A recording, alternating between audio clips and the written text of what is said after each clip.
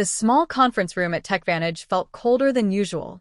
Marjorie Thompson, the vice president of operations, sat across from me, her expression a carefully curated blend of sympathy and professionalism. Beside her was Denise from HR, her hands folded tightly over a manila folder. The air was thick with unspoken finality. "Kira, after 15 years with TechVantage, we're restructuring your position," Marjorie said, her voice tinged with a hint of satisfaction she couldn't fully mask. "The company is moving in a new direction." Denise slid the folder across the table, her eyes avoiding mine. "Your contributions have been invaluable, but we're consolidating the research division under product development." I nodded, accepting the folder without opening it. Inside, I knew, was the standard severance package: 2 weeks' pay for every year of service, 3 months of continued health coverage, and a list of career counseling resources I had no intention of using. "I understand," I said, my voice calm and measured. "These decisions are never easy." Their relief was palpable. They'd expected resistance, tears, perhaps, or anger. After all, I was a 55-year-old woman being nudged out of an industry that worshipped youth over experience. But what they didn't know was that I'd seen this coming. A misdirected email thread from last month had laid bare their plans. "We'd like you to clear out your desk by Friday," Marjorie continued, her confidence growing. "Please return your key card, company laptop, and phone before you leave. Your team will be notified this afternoon." My team. 6 brilliant engineers I'd recruited and mentored, whose work had powered TechVantage's flagship product, AccountSphere, a distributed processing algorithm I developed that now underpinned accounting software used by over 40% of Fortune 500 companies. "Of course," I said, standing. "Is there anything else?" Marjorie and Denise exchanged glances, clearly unsettled by my composure. "That's all for now," Marjorie replied. "Thank you for being professional." As I walked back to my office, I passed the glass-walled executive boardroom. Inside, CEO Victor Lawson was gesturing animatedly at a PowerPoint titled Q3 Revenue Projections. The same Victor who, at last year's industry conference, had claimed credit for my algorithm, referring to me only as a member of our research team. In my office, I closed the door and sent a single text from my personal phone. "It's happening. Friday's my last day." The reply was immediate. Perfect timing. "Contracts ready. Dinner tonight to finalize?" I smiled. Friday, I would leave TechVantage for good. Monday, however, would be a different story. That evening, I met Gregory Sullivan, CEO of Precision Systems, TechVantage's biggest competitor, at Meridian, an upscale restaurant far from prying eyes. Greg had reserved a private alcove, shielded by elegant Japanese screens. "They actually did it," Greg said, shaking his head as we ordered. "I suspected they might, but to cut the person who built their core technology?" "Victor never understood what I created," I replied, sipping my water. "He saw the shiny interface, the marketing potential, but the architecture? Just tech stuff to him." The irony was exquisite. 3 months ago, I discovered that TechVantage's legal team had never filed the patent for my distributed processing algorithm. They'd called it an oversight when I inquired, promising to rectify it immediately. But something felt off. Digging deeper, I found a strategy memo outlining their plan to claim the algorithm as company-developed technology, with no specific inventor attribution. They intended to push me out before securing the patent, banking on the standard clause that intellectual property developed during employment belonged to the company. What they didn't know was that I'd been refining the algorithm on my own time, using my personal equipment. These improvements, which boosted processing efficiency by 43%, weren't covered by my employment agreement. Last month, I'd filed for a patent under my own name, backed by meticulous timestamps and development logs proving the work was done independently. Thanks to Greg's introduction to a top-tier IP attorney, the patent had been granted with remarkable speed. Greg slid a folder across the table. "All the paperwork's finalized. Sign, and Precision Systems acquires exclusive licensing rights to your patent. The press release goes out Monday, announcing you as our new Chief Innovation Officer." I reviewed the documents, though I knew the terms by heart, a seven-figure signing bonus, substantial equity in Precision Systems, and royalties from all products using my algorithm. What do you think Victor's face will look like when he hears? Greg asked, a grin spreading across his face. I'm more concerned about my team, I admitted. They don't deserve the fallout. Already handled, Greg said. We have senior roles with significant raises for all 6 if they're interested. I signed the final page, sealing my future and protecting my team. To new beginnings, Greg said, raising his glass. And to owning your value, I added, clinking mine against his. Thursday and Friday were a whirlwind of exit interviews, knowledge transfers, and goodbyes. I maintained my composure, even as rumors swirled. Administrative assistants offered sympathetic glances. Junior developers awkwardly asked for LinkedIn recommendations. I documented everything. Every project, password, and process, knowing TechVantage would soon realize how much they'd relied on me. My thorough transition notes weren't kindness. They were evidence of my good faith, in stark contrast to the company's actions. During my final exit interview, Denise from HR ran through her checklist with robotic efficiency. You understand that any intellectual property developed during your employment remains TechVantage's property, she said, sliding a non-disclosure agreement toward me. Of course, I replied smoothly. Anything developed within the scope of my employment, using company resources during company time. I emphasized the qualifiers, but Denise was too busy ticking boxes to notice. And you affirm you have no copies of proprietary company information? I've taken nothing that belongs to TechVantage, I said truthfully. The patent was mine. As I packed my desk, family photos, conference badges from 15 years of industry events, a coffee mug from my team, Marjorie stopped by, leaning casually against the doorframe. Just checking that everything's clear for your departure, she said, watching me pack. Crystal clear, I replied, wrapping a small award I'd received for the algorithm at the heart of my plans. You know, Kira, these restructurings aren't personal, she continued.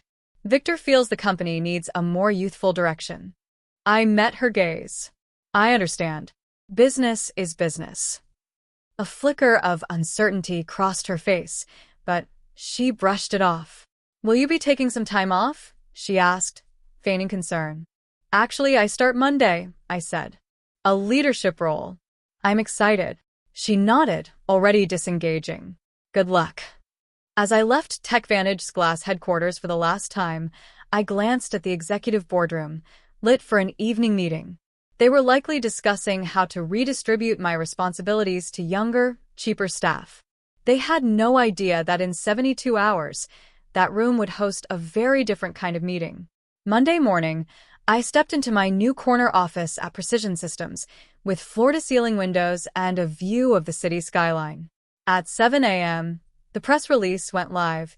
Precision Systems acquires exclusive rights to revolutionary processing algorithm, welcomes creator Dr. Kira Jennings as Chief Innovation Officer.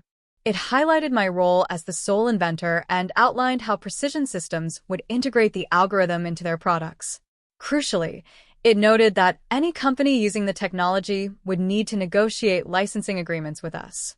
By 9:15 a.m., my phone buzzed with a text from Miguel, my lead developer at TechVantage. Complete chaos here. What did you do? I smiled, replying, check your personal email. Offers waiting for all 6 of you.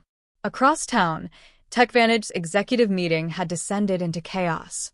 According to Miguel's updates, Victor arrived to find the general counsel and CFO waiting at his door, faces grim. The press release had hit their inboxes simultaneously, triggering alarms. By 9:30, the meeting had become an emergency session, with board members dialing in remotely and the legal team scrambling to review my employment contract and the algorithm's development records. They're pulling every file with your name on it, Miguel texted. Someone wheeled in the research division servers for analysis.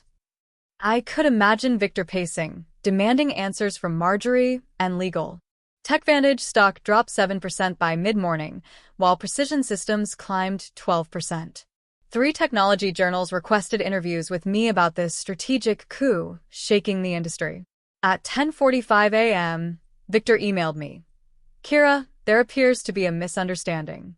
Please call to discuss. I forwarded it to Precision Systems' legal team without responding. How are you feeling? Greg asked, stopping by my office. Validated, I said. 15 years of watching others take credit, being told to be grateful for a seat at the table. Now, recognition. My assistant appeared. Dr. Jennings, the development team's ready. Also, TechVantage CEO has called 4 times. Tell him I'm in meetings, I replied. Legal will reach out about licensing terms. By Tuesday, the fallout intensified. 2 major clients contacted Precision Systems about switching from AccountSphere, worried about TechVantage's viability without my algorithm. Our stock rose another 8%, while TechVantage's continued to slide. Denise called, her voice strained. Kira, we believe there's a misunderstanding about the patent's ownership.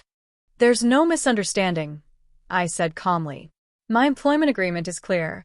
IP developed on my own time, with my own resources, is mine. The patent documentation confirms it. Victor wanted a meeting, but I directed him to our legal team.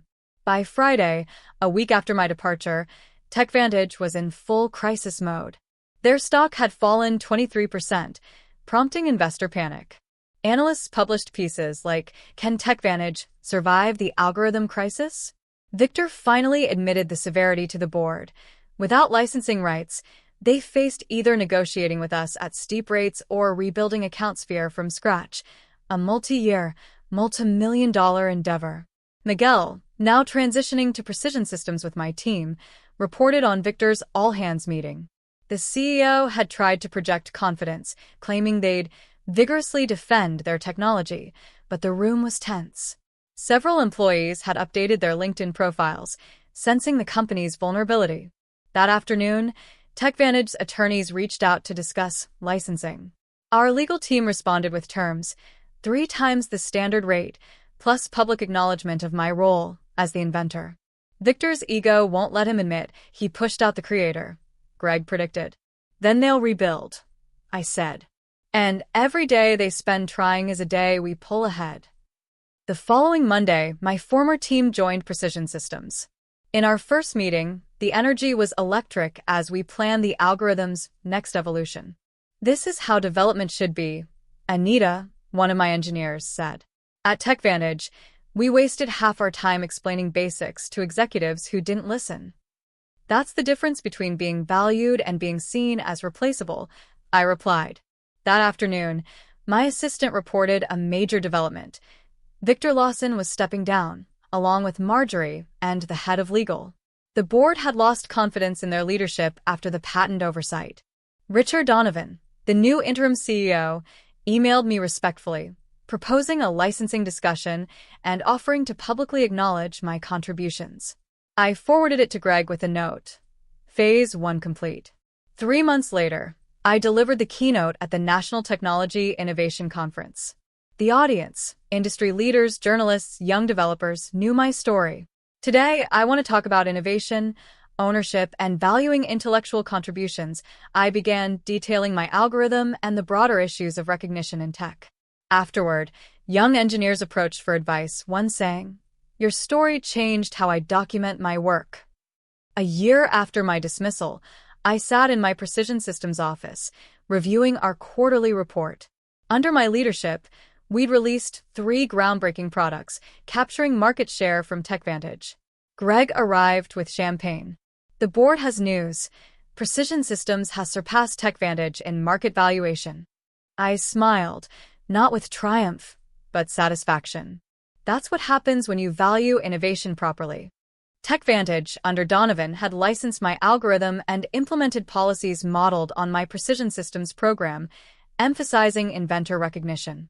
At the Women in Technology Summit, I spoke on owning your intellectual value, my story now a cautionary tale in boardrooms. At 56, I'd found what eluded me for years. Not just success, but acknowledgement. My name was forever tied to the algorithm that reshaped an industry, exactly where it belonged.